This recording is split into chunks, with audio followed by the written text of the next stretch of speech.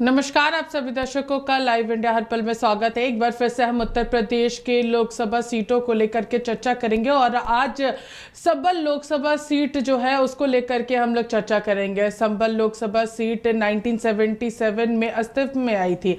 आपको बता दें कि देश में पहली बार चुनाव हुए थे और तब से यहाँ से चौधरी चरण सिंह की पार्टी ने जीत दर्ज की थी। उसके बाद 1980 और 1988 में लगातार कांग्रेस, फिर 1989 और 1991 में जनता दल ने ये सीट जीती थी। 1996 में बाहुबली डीपी यादव ने बहुजन समाज पार्टी से टिकट पर चुनाव पर जीत कर इस सीट पर कब्जा किया था। वहीं आपको बता दें कि 1998 में ये सीट वीआईपी सीटों की गिनती में आने लगी थी, तब जब तत्कालीन समाजवादी पार्टी के प्रमुख मुलायम सिंह यादव ने लोकसभा चुनाव में जीत हासिल की थी।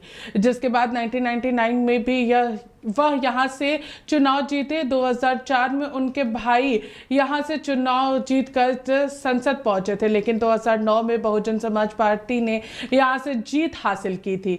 आपको बता दें कि यहाँ पर ये पूरा जो लोकसभा सीट है वो 5 लोकसभा सीटों से बना हुआ है। लोकसभा चुनाव में मुस्लिम वोटों का वर्चस्व देखने को मिलता है। यहाँ यही कारण है कि भारतीय जनता पार्टी के लिए यह सीट मुश्किल मानी जाती है, लेकिन 2014 में बीजेपी ने यहां फतेह हासिल की थी। संभल में कुल 16 करीब 9 लाख पुरुष और 7 लाख महिलाएं हैं। संभल लोकसभा में के अंतर्गत 5 विधानसभा सीटें आती हैं और यहां पर सपा का दबदबा देखने को मिलता है।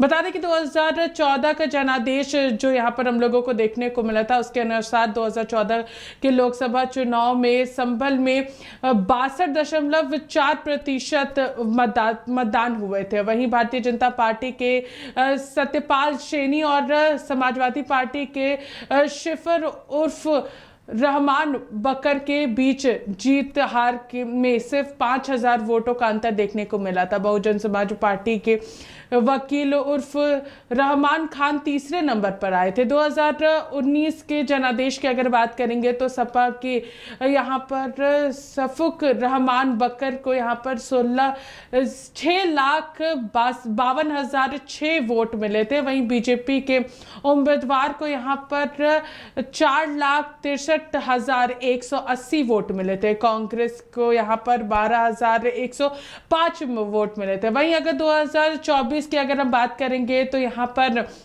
17वीं लोकसभा सीट, इस सीट का प्रतिनिधित्व करने वाली सपा सांसद सफर रहमान बकर के निधन के बाद सामाजिक यहाँ पर विरासत संभालने के लिए खुद सपा के विधायक को यहाँ पर चुनावी मैदान में उतारा गया था। इस पूरे मामले को लेकर के हमारे साथ चर्चा करने के लिए हमारे सहयोगी सत्येंद्र जुड़े हुए हैं। हम उनसे सीधे बातचीत करेंगे। सत्येंद्र, यहाँ पर एक मुस्लिम समीकरण हम लोगों को देखने को मिलता है, जिसके वजह से बीजेपी के लिए ये सीट हासिल करना काफी ज्यादा मुश्किल बनी हुई रही थी। सत्येंद्र। बिल्कुल पूजा, सही है ये, क्योंकि संभल में समझिए कि 48% मुस्लिम है और 10% यादव वोट है।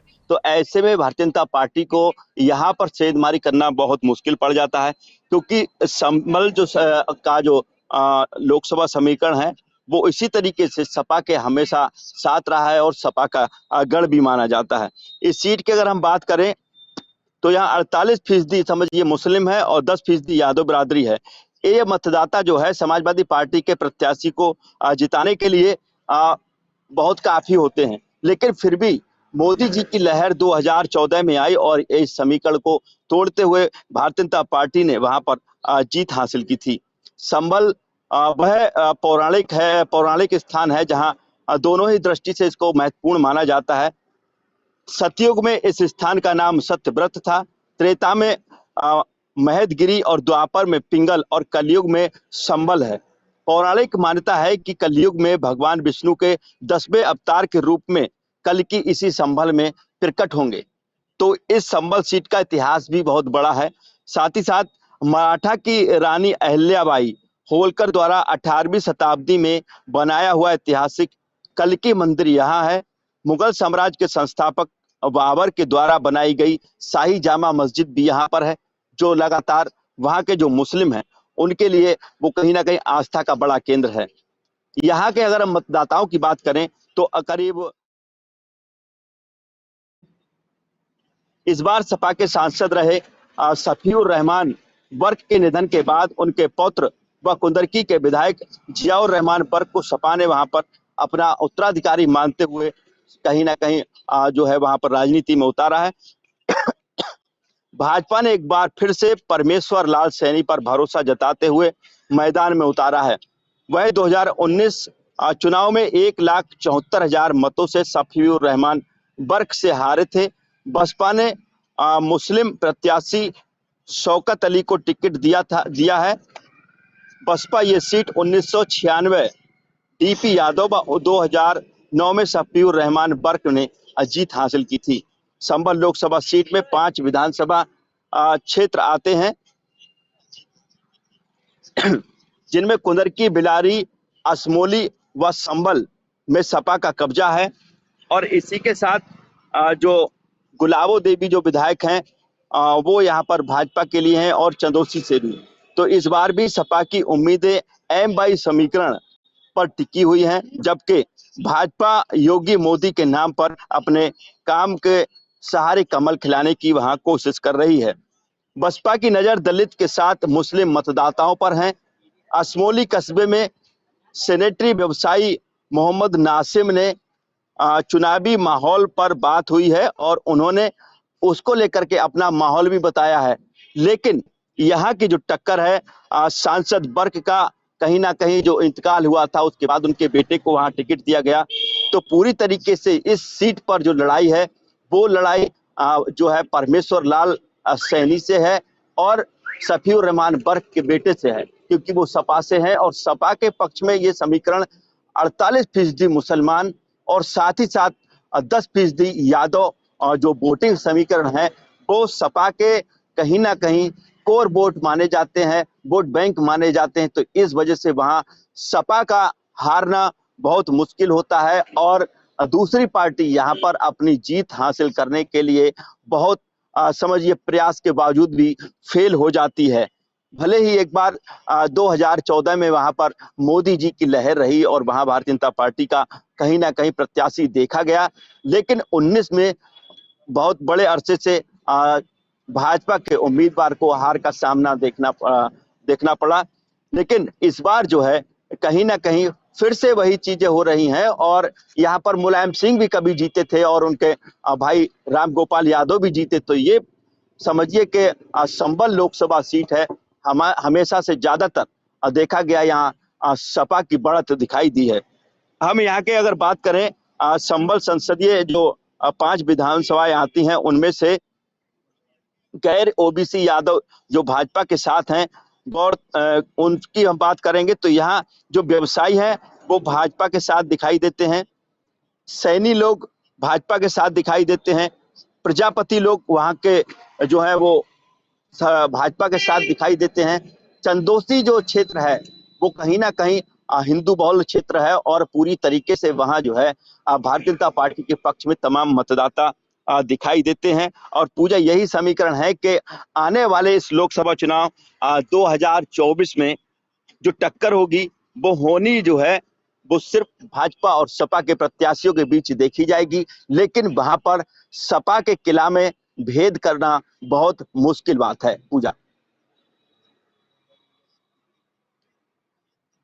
सफीक रहमान को टिकट दिया था और उनके निधन के बाद उनके पोते को मैदान में उतारा है और मुस्लिम बहुल इस सीट पर जफर रहमान के कंधे पर एक बहुत बड़ा दायित्व यहाँ पर था दिया गया है। परिवार के राजनीतिक पूरी जो विरासत है उसको संभालने की यहाँ पर उन्हें दिया गया है। क्या कुछ कहिएगा इसको लेकर?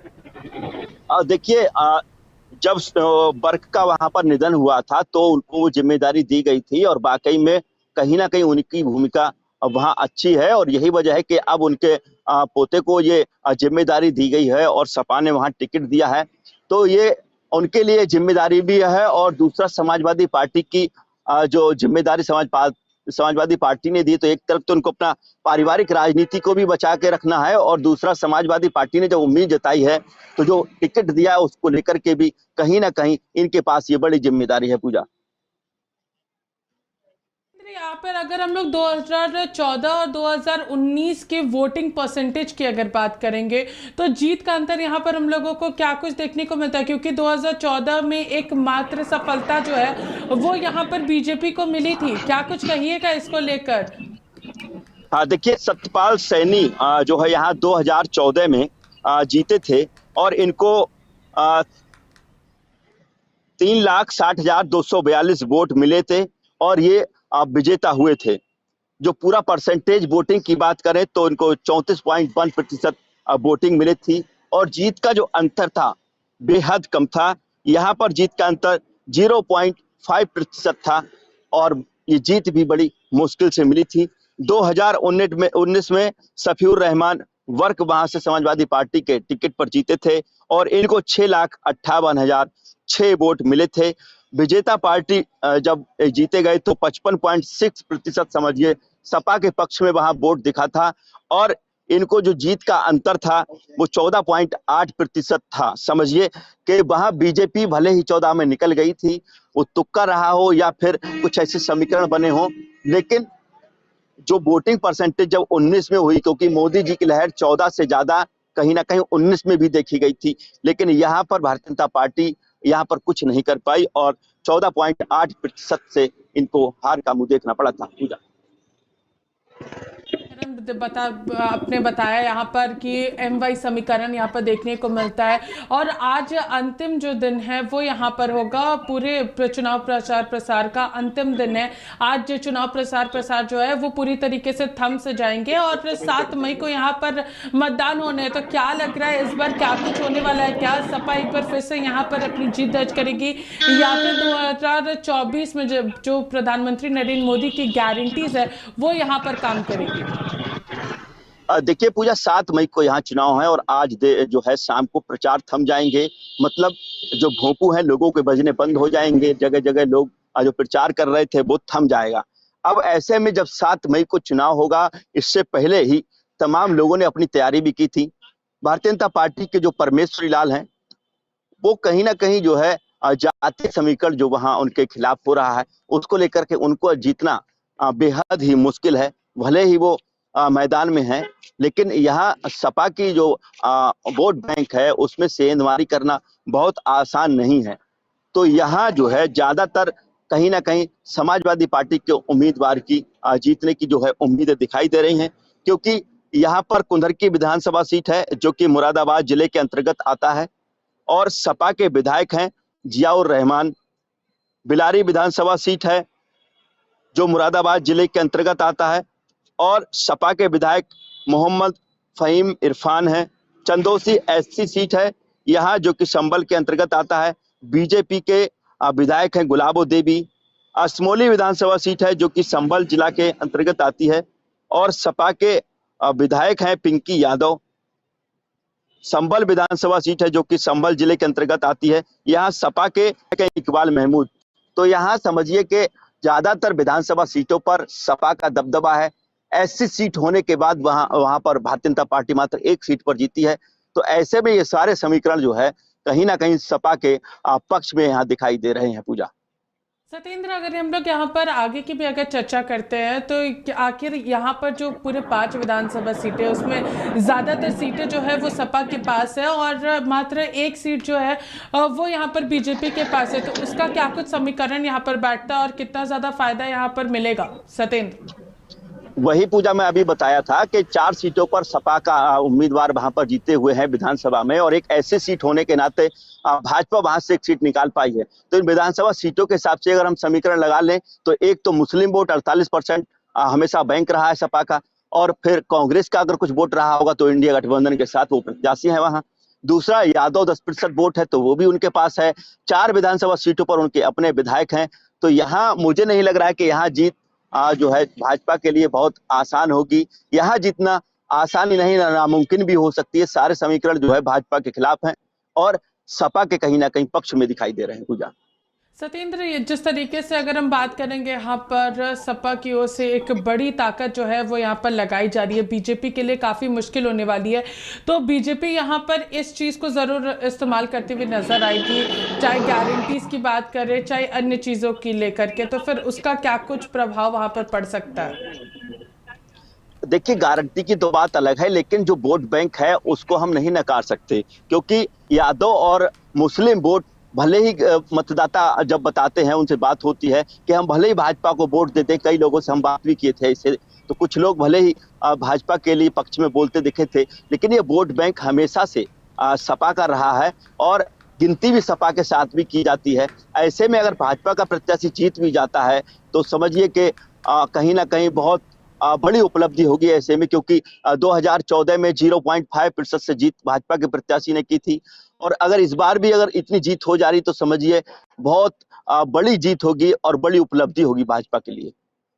सत्येंद्र, यहाँ पर आपने जो 2014-2019 के जीत के अंतर का यहाँ पर जिक्र किया है, और जीत का अंतर 2014 की अगर बात करेंगे तो मात्र 0.5% था, और वही 2019 की अगर बात करते हैं जो कि सपा के खाते में गया था 2019 में, वो 14.8% था। तो यानी कि यहाँ पर जो वोटों की राजनीति है, जो समीकरण यहाँ पे MY समीकरण बैठते हैं, उसका पूरा पूरा फायदा सपा उठाती है।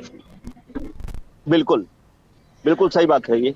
वहाँ जो है ये जो समीकरण है उसका फायदा सपा हमेशा इसीलिए उठाती है क्योंकि वो अपना वोट बैंक मानती है, और कुछ जो वोटर है वो कांग्रेस को अपना मानते हैं, कांग्रेस के साथ जाना चाहते हैं। तो यहाँ इंडिया और गठबंधन जो है समाजवादी पार्टी और कांग्रेस का, तो वहाँ एक संयुक्त प्रत्याशी है जो उतारा गया है सपा की तरफ से, तो ये सारे समीकरण जो है उसके पक्ष में दिखाई देते हैं। पूजा, आप तमाम जानकारियां आपने हमें दी, फिलहाल बहुत बहुत धन्यवाद हमारे साथ जुड़ने के लिए और तमाम जानकारियां देने के लिए। तो ये जो पूरी तस्वीर थी वो यहाँ पर हम लोग संभल लोकसभा सीट के बारे में बता रहे थे, और यहाँ पर किस तरीके से MY समीकरण का पूरा पूरा फायदा सपा को मिलता है उसके बारे में हमारे सहयोगी सत्येंद्र ने जिक्र किया, और क्या कुछ तैयारी जो है वो यहाँ पर की गई है सपा की ओर से और भारतीय जनता पार्टी की ओर से, क्योंकि 2014 में जिस तरीके से अब बीजेपी के प्रत्याशी को यहाँ पर एक फायदा देखने को मिला था, 2014 में मोदी लहर की शुरुआत में जीत का अंतर भले ही मात्र 0.5% था,